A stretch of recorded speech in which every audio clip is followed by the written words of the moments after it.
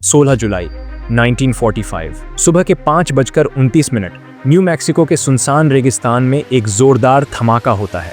यह धमाका था दुनिया के एक ऐसे हथियार का जो दुनिया को पल भर में खत्म कर देने की ताकत रखता था। जी हाँ, मैं बात कर रहा हूँ दुनिया के पहले न्यूक्लियर टेस्ट की जिसे यूएसए ने किया था। और फिर उस बॉम्ब को जापान पर गिराया जाता है, जिसकी वजह से जापान ने सिर्फ एक ही हफ्ते में अनकंडीशनल सरेंडर कर दिया था, जिसकी वजह से एलाइज वर्ल्ड वॉर 2 जीत गए।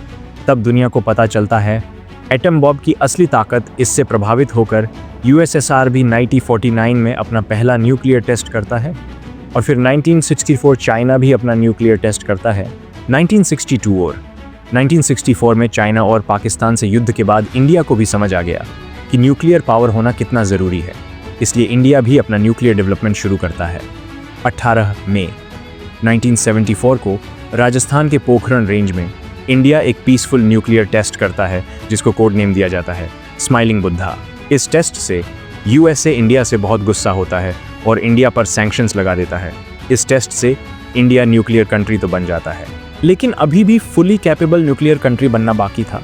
फिर साल आता है 1998, सत्ता में बीजेपी की सरकार आती है और प्राइम मिनिस्टर बनते हैं श्री अटल बिहारी वाजपेयी। प्राइम मिनिस्टर बनने के सिर्फ 45 दिनों में ही वो दूसरे न्यूक्लियर टेस्ट को हरी झंडी दे देते हैं।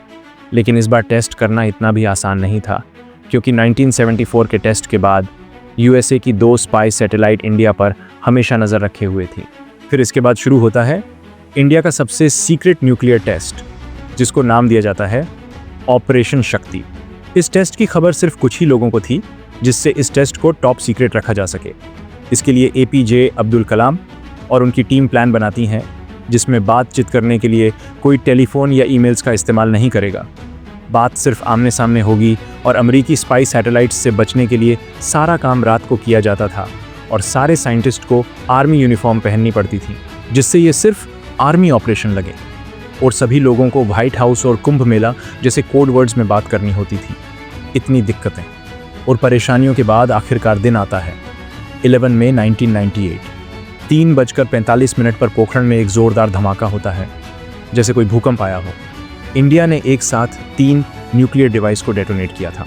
उसी दिन पीएम वाजपेयी अपनी ऐतिहासिक स्पीच देते हैं और कहते हैं, Today at 15:45 hours, India conducted 3 underground nuclear tests in the Pokhran range. जब ये खबर यूएसए और पाकिस्तान को पता चलती है तो वो बौखला जाते हैं। India conducted a series of nuclear explosive tests, reminding us that technology is not always a force for good. India's action threatens the stability of Asia.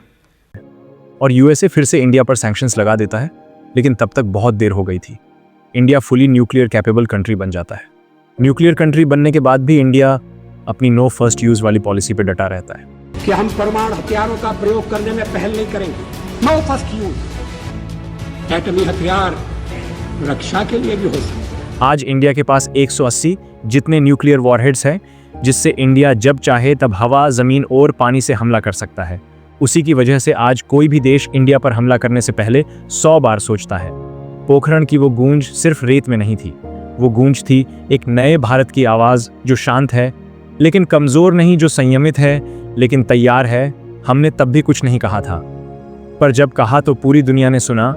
जय हिंद। अगर वीडियो अच्छा लगा हो तो लाइक, और ऐसे वीडियोस के लिए चैनल को सब्सक्राइब ज़रूर करें। धन्यवाद।